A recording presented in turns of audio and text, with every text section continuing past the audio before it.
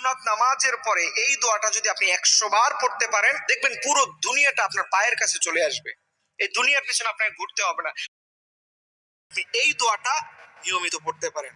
আল্লাহ নবী শিখিয়েছেন, সুবহানাল্লাহি ওয়াল হামদুলিল্লাহি ওয়া লা ইলাহা ইল্লাল্লাহু আল্লাহু আকবার ওয়া লা হাওলা ওয়া লা কুওয়াতা ইল্লা বিল্লাহিল আলিয়্যিল আযীম।